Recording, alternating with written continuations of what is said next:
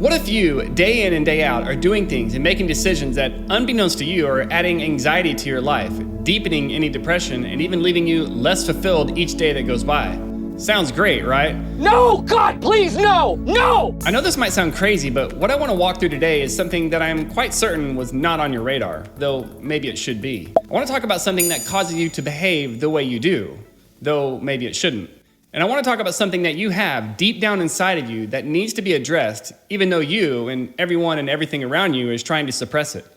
What I want to talk about is that which motivates you, the motivations behind your behavior.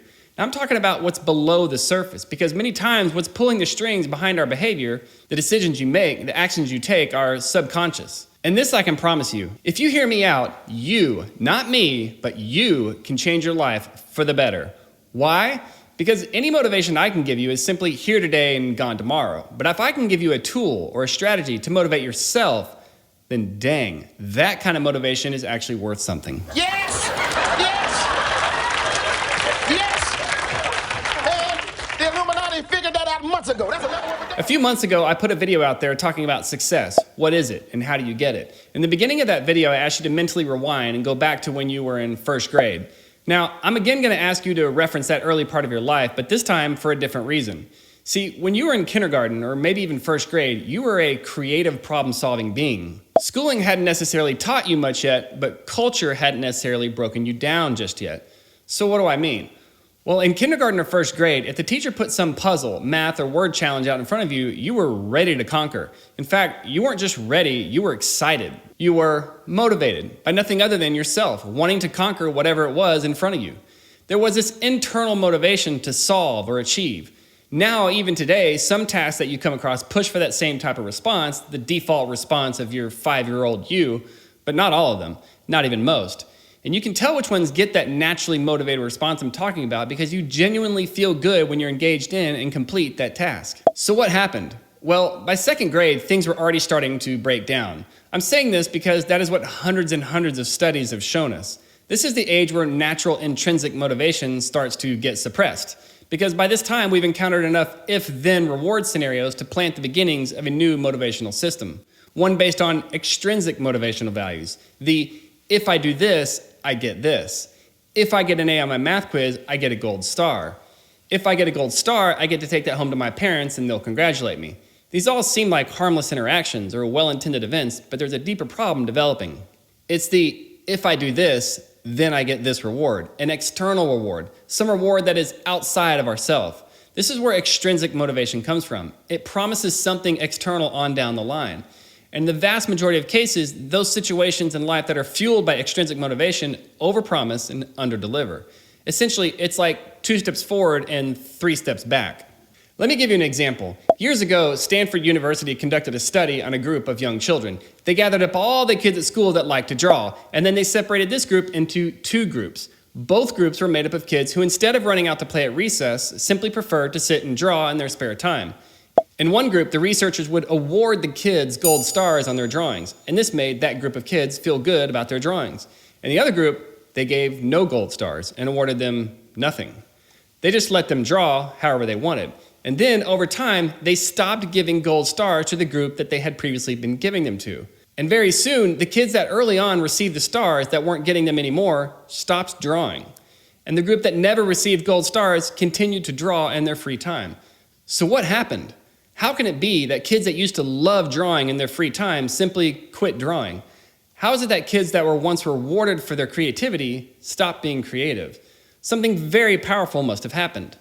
Well, what happened was the attachment of an external reward to what was historically an intrinsic desire. These kids wanted to draw simply because they simply really liked to draw. They didn't need to be rewarded for a cognitive activity that they already enjoyed doing. Once the gold stars entered this situation, they began associating the good feeling, the satisfaction of drawing, with an external reward. They began attaching their internal dopamine response from drawing to an external reward. Dopamine is that chemical in our brain that gives us the feelings of well-being and happiness. It's the primary driver of our mental reward system. It's the feel-good chemical. And when we begin attaching it to an external reward, that, my friends, is dangerous. And as adults, we do this kind of thing all the time, oftentimes not even noticing it. You've probably heard the phrase, if you love what you do, you'll never work a day in your life. Well, why do you suppose that is one of the most repeated pieces of career advice ever given? Well, I think we know deep down that that sentence is far more true than it isn't, but it's tapping into something much greater. It's tapping into your intrinsic motivational values. Do something you love and it will never feel like work. It will just feel like you exercise and you're living out who you are and what you really naturally want to do. But these external reward situations are non-stop in our life. Literally, from the moment we enter this world, we are attacked by this cultural machine that is trying to make us forget what is actually important in life. We're under this constant push to acquire more and, of course, show it off. Or really, invite envy. Envy is what we so often subconsciously strive for, and that too carries negative returns. And truly, if being envied by others actually solved anything positive, then celebrity wouldn't be the poison pill that it is. The Hollywood elite and famous amongst us are easily the most envied, but they're also among the most miserable, most depressed, most drug addicted, and most broken. The Hollywood famous are 3 times more likely to commit suicide than the national average, and the divorce rate amongst that group is twice that of everyone else. Just take a look at how many Hollywood A-listers, rock stars, or social influencers have died early, committed suicide, or are addicted to drugs. There's a never-ending list of those people, and the list is still growing rapidly. So winning the external rewards race, or having it all, or being envied by it all, is definitely not all it's cracked up to be. But still, for some reason, we look at those that fit that description and choose to envy them, wanting their life for our own. In fact, concerning celebrity and fame, let me just offer this. Young person, look at me, and repeat after me. I do not want to be famous. I do not want to be an influencer. Now, each morning when you wake up, just remind yourself of that and repeat it while you're looking in the mirror doing your morning routine. Let me tell you the brutal truth.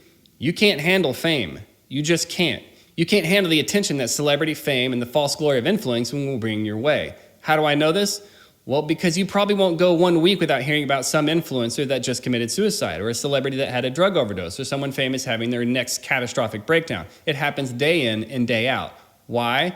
Because fame is not what we were made for. We are made in our core to thrive in a small number of close relationships. That's the opposite of fame. Fame is literally a large number of shallow, if not one-way, relationships. We weren't meant to be famous. Fame is a drug that frequently triggers large dopamine responses to external circumstances. And you, me, we can't handle that in repetition. Money and comfort isolate you, and celebrity does the same, but 10 times worse.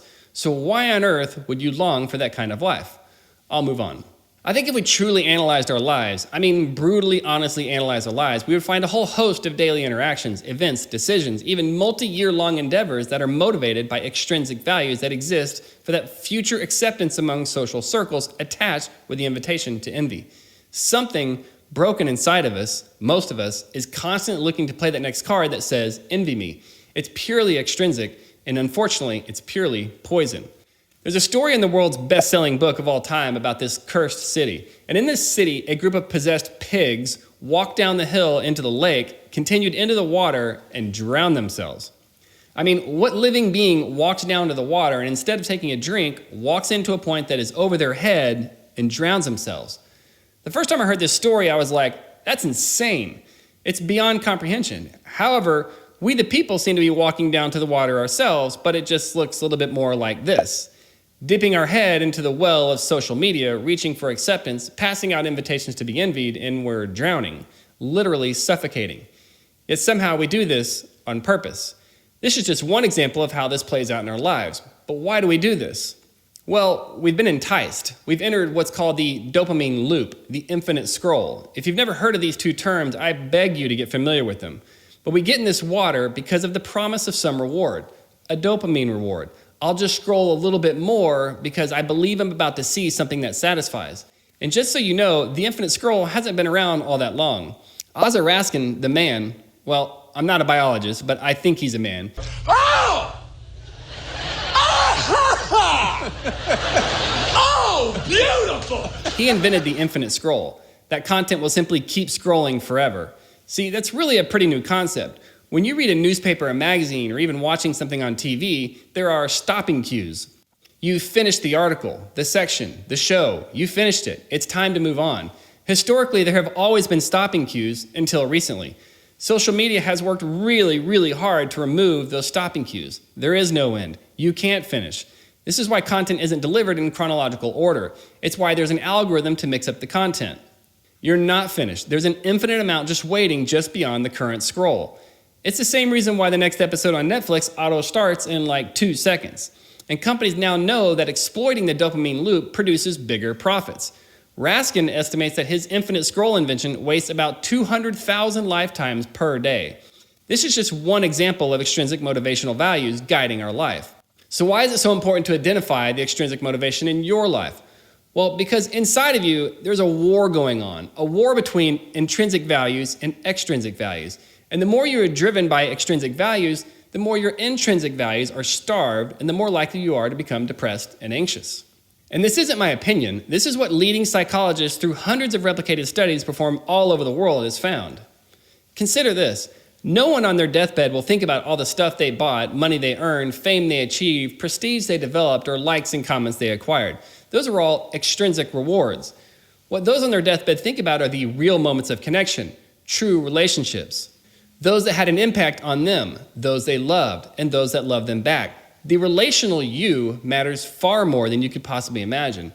All the other crap that's earned along the way and the facade that we project is pretty much just a meaningless sideshow. And how hard it is to purposely live life under a majority influence of intrinsic values when culture is constantly yelling at us the exact opposite. Buy, spend, acquire, flaunt, show off. And dear Lord, if you hear nothing else, hear today that the fulfillment gained by satisfying extrinsic motivational values is actually negative. It's 2 steps forward and 3 steps back. It's a losing proposition. If I wear these shoes, then people will think I'm cool. If I drive this car, people will accept me. If I have this title, I'll be respected. If people envy me, then I must be doing something right or important. It's 2 steps forward and 3 steps back. And here's why it's so hard to get that through our thick skulls. The 2 steps forward is actually the dopamine reward that we get very quickly. It's easily associated with the causing event. The 3 steps back happens over the next few hours, even days later or longer. And because of that delayed negative return, it's hard to associate the larger real result with the actual causing action that was some time ago. Please don't miss that. In the very beginning, I told you there's something inside of you that needs to come out, that needs to be addressed, and that is your intrinsic motivational values. The stuff you like to do because you just like to do it. It might be gardening, helping people, going for a walk, baking, drawing, playing guitar. It can be a lot of things, and there's more than one right answer to the question. What are you doing on a regular basis that is driven out of intrinsic motivation? That natural internal desire with no care of external reward. If you don't have an answer for that question right now, then something is out of balance. It could be that you're chasing too many extrinsically motivated results, which is the proven path to depression and anxiety. Think about the kid that plays piano because they just love to play. Now think about the one that plays only because their parents pressure them to play. The result of those two scenarios is wildly different. One has increasingly negative returns and one has increasingly positive returns. If that child doesn't soon develop their own internal desire to play piano and get better, then pushing them to continue to play will produce negative consequences. So let me wrap up. What should we do given this information? Well, just examine your life. As you go about your day and make decisions to do this or that, just ask, why am I doing this? Why am I feeling this way? Is this event extrinsically motivated? Will this ultimately move me 2 steps forward and 3 steps back? And the lines may get blurry. You may want a promotion so you can better provide for your family. And you may want a promotion to feed your pride and increase your bragging rights. Maybe you just want to hand out invitations to be envied. And I can promise you this, you more and more move your gaze towards extrinsically motivated outcomes, and the depression, the anxiety, and a whole host of serious problems will welcome you in with open arms. And then those arms will close in around you and you'll wonder, how'd I get here? However, you catch yourself and start to change the pattern of your decisions, considering why you're doing what you're doing, and begin to operate more and more out of an intrinsic motivation.